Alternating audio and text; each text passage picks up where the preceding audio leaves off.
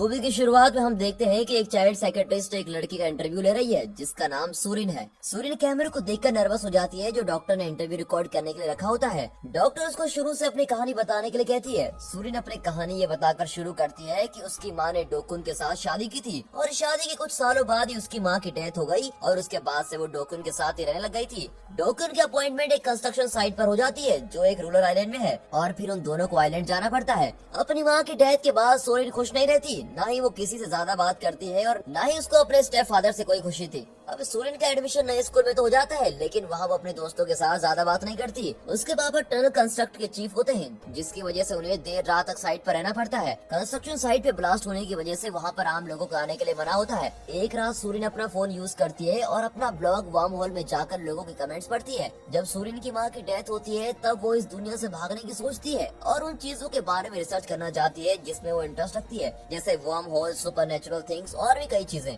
वो लोगों से इंटरनेट में इसी टॉपिक से बात करती है। एक दिन स्कूल में वो अपना कंप्यूटर ओपन छोड़ देती है और उसके क्लासमेट उसके कमेंट पढ़ लेते हैं और उसका बहुत ही मजाक उड़ाते हैं। सूरिन जब घर वापस आ रही होती है तो उससे एक लड़का मिलता है जिसका नाम संगमिन होता है जो एक अनाथ आश्रम में रहता है। संगमिन सूरिन से मिलता है और उससे फ्रेंडशिप करना चाहता है लेकिन सूरिन इसको इग्नोर कर लेती है। अगले दिन लंच के टाइम सूरिन संगमिन से मिलती है और संगमिन के फ्रेंड्स उसके ब्लॉग के बारे में उससे बात कर रहे होते हैं। संगमिन ये सब पढ़ने के बाद ये दावा करता है कि इसमें कुछ तो है और उसी दिन संगमिन सूरिन को फॉलो कर रहा होता है जब वो घर वापस जा रही होती है। बहुत बुलाए जाने पर संगमिन कहता है कि तुमने जो कुछ भी ब्लॉग पर लिखा है मुझे उस पर यकीन है और उसे भी सुपरनेचुरल चीजों में इंटरेस्ट है। फिर वो दोनों दोस्त बन जाते हैं। सूरिन संगमिन से सीक्रेट बताने के लिए एक अलग ही लैंग्वेज बनाती है जिसे सिर्फ सूरिन और संगमिन ही समझ सके। वो एक दूसरे के लिए रोज उस डायरी में नोट लिखते हैं। अब स्कूल खत्म होने के बाद वो दोनों हर रोज शहर में भूत ढूंढने जाते हैं और इस तरह एक दिन संगमिन सूरिन को एक लकड़ी के घर में लेके जाता है जो जंगल में होता है। उस घर में अच्छी तरह से घूमते हैं और इसके बारे में बहुत देर तक बातें करते हैं और वैक्स बोटल्स पर कुछ बनाते रहते हैं। अब सूरिन संगमिन से प्यार करने लगती है, वो उसको किस भी करती है।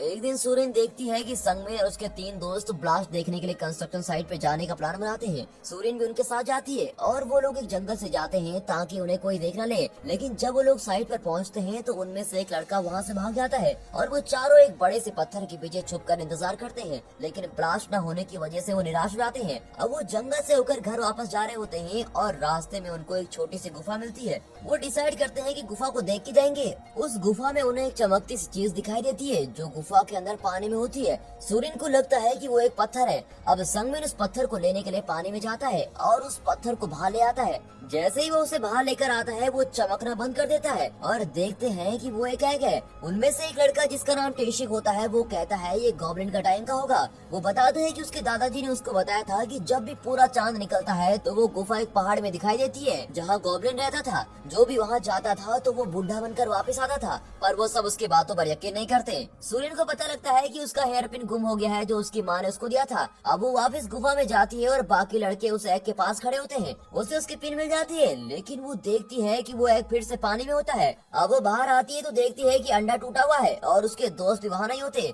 वो अपने दोस्तों को रात होने तक ढूंढती रहती है लेकिन वो जंगल में गुम हो जाती है और उसे रात वहीं काटनी पड़ती है। अगले दिन पुलिस उन बच्चों को ढूंढने लग जाती है जिस पुलिस टीम का इंचार्ज डिटेक्टिव एन होता है। जल्दी पुलिस को सूरिन बेहोशी की हालत में मिल जाती है। हॉस्पिटल में सूरिन से डिटेक्टिव एन पूछते हैं कि क्या हुआ था और बाकी के बच्चे कहाँ हैं। सूरिन एन को सब कुछ बता देती है कि कैसे वो गुफा में गए और उन्हें वो चमकता अंडा दिखाई दिया लेकिन डिटेक्टिव एन और बाकी लोग उसकी बातों पर यकीन नहीं करते। सूरिन इसको जंगल में लेके जाती है और गुफा दिखाती है लेकिन वहाँ पर कोई गुफा ही नहीं होती। थोड़ी देर बाद डिटेक्टिव को बताते हैं कि एक लड़के की लाश मिली है जिसका नाम जे वॉक है। उसकी बॉडी बीच पर मिलती है जो 20 किलोमीटर शहर से दूर होता है। अब थोड़ी देर बाद ये पता चलता है कि उसकी डेथ अस्थमा अटैक से हुई है। कोई इसको जमीन में दबाने की कोशिश कर रहा था। अब ये केस मिसिंग की जगह किडनैपिंग में बदल जाता है। कुछ हफ्ते बीतते हैं लेकिन बाकी के 2 लड़कों का पता नहीं चलता।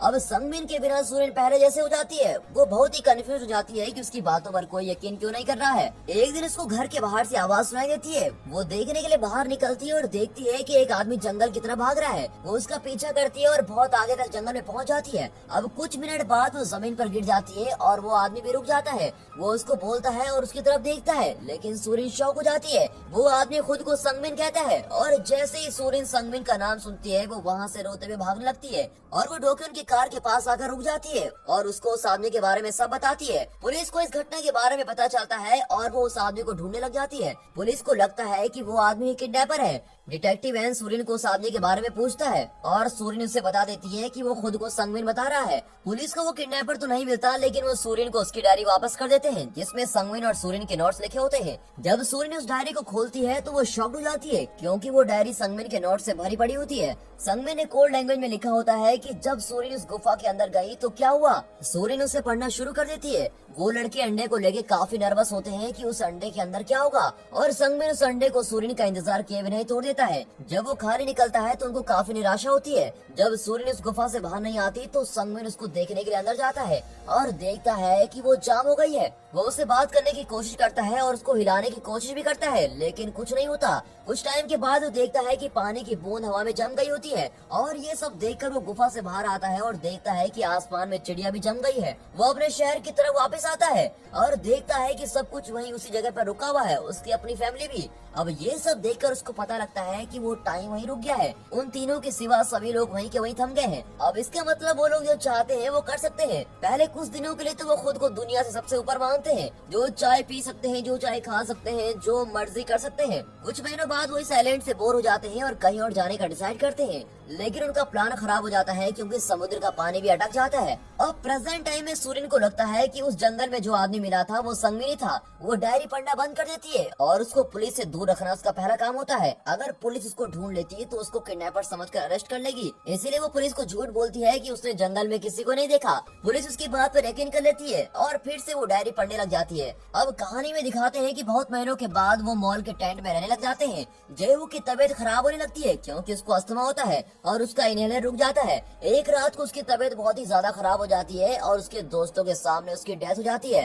अब टेशक ये सब देखकर तहस नहस हो जाता है। वो दिल पर बोझ रखकर उसकी लाश को दफनाने जाते हैं। वो उसकी लाश को बीच के किनारे जमीन में दफना देते हैं और मरने के बाद जेवू के शरीर भी बाकी लोगों की तरह हो जाता है। और 5 साल गुजर जाते हैं, लेकिन दुनिया वैसे की वैसी रहती है। अब वो बच्चे बड़े हो गए होते हैं, वो अभी तक वैसे ही वैसे अपनी जिंदगी जी रहे होते हैं। उन्हें अभी भी लगता है कि सब कुछ फिर से नॉर्मल हो जाएगा। अब संगमिन को लगता है कि जब वो 20 साल के हो जाएंगे तब सब कुछ पहले जैसा हो जाएगा। वो लोगों से थोड़ी बहुत पैसे चोरी करने लग जाते हैं ताकि जब सब कुछ ठीक हो तो वो अमीर हो जाए। और जब वो 20 साल के पूरे हो जाते हैं तभी भी कुछ नहीं चेंज हुआ।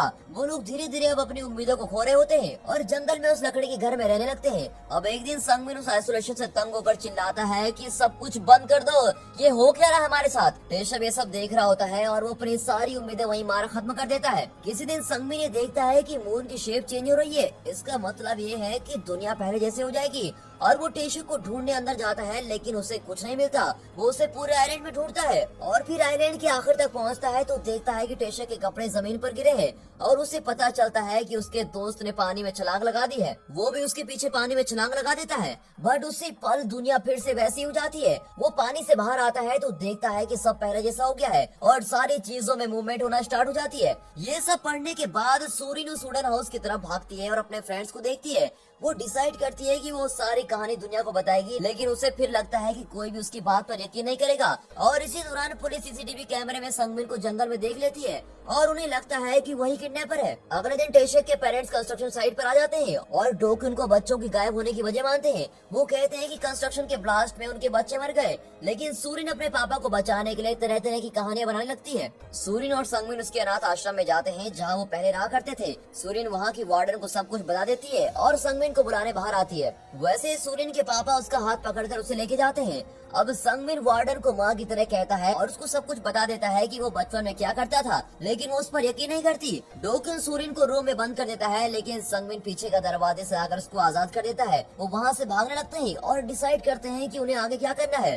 सूरिन को याद आता है कि उसने केव में एक एग को देखा था। वो कहती है उस एग का यूज करके वो फिर से एडल्ट बन जाते हैं और इनोसेंट साबित हो जाएगा। संगमिन उसके इस आइडिया से सहमत नहीं होता क्योंकि उसे पता है कि दोबारा उस आइसोलेशन में रहना कितना मुश्किल होता है। अब यहाँ डोक्युन देखता है कि उसकी पेटी गुम हो गई है। उसको पता चलता है कि वो वुडन हाउस की तरफ गई है क्योंकि वो उसकी और संगमिन की फोटो सूरिन के फोन में देख लेता है। वो रात उस वुडन हाउस में जाता है और संगमिन पर अटैक कर देता है और सूरिन को वहाँ से ले जाने की कोशिश करता है, लेकिन संगमिन उसको बाहर कर देता है और सूरिन को लेकर भाग जाता है। अगले दिन पुलिस इन्वेस्टिगेशन के लिए वुडन हाउस में जाती है और उसे लगता है कि किडनैपर सूरिन को अपनी बातों से उसको बहला रहा है कि वही संगमिन है। टीवी पर सूरिन की गायब होने की खबर आ जाती है ताकि पुलिस को ढूंढ सके। सूरिन संगमिन से अलग होने से पहले उसको कहती है कि वो उसे गुफा में मिलना चाहती है। अब डिटेक्टिव एन उसको बार बार समझाते हैं कि वो किडनैपर झूठ बोल रहा है, लेकिन वो नहीं मानती।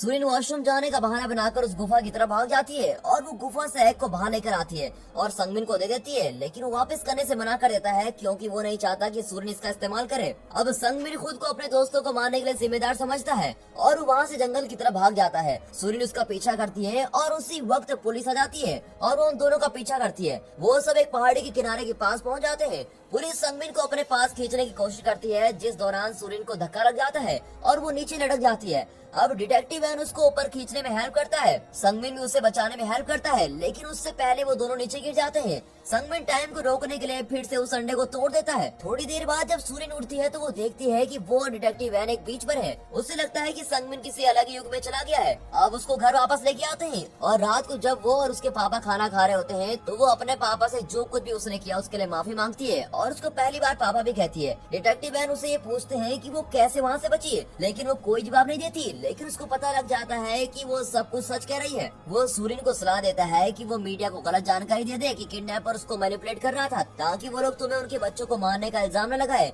और अब यहाँ सूरिन अपनी सारी कहानी साइकियाट्रिस्ट को बता देती है। साइकियाट्रिस्ट ये सब सुनकर हैरान हो जाती है और वो इस पर बुक लिखना चाहती है। कुछ महीनों बाद सूरिन अपनी हायर स्टडी के लिए अलग शहर में जाती है और जाने से पहले वो उस साइकियाट्रिस्ट से मिलती है और साइकियाट्रिस्ट उसे वो बुक दे देती है जो पब्लिश होने वाली थी। फेरी की तरह जाते वक्त रास्ते में सूरिन को कार की विंडो से संगमिन दिखाई देता है। वो उसको मिलने के लिए भागती है, लेकिन उसे कोई नहीं मिलता और थोड़ी देर बाद दोनों शिप की छत पर मिलते हैं और एक दूसरे को देखने लग जाते हैं। और दोस्तों यहाँ पर ये मूवी खत्म होती है।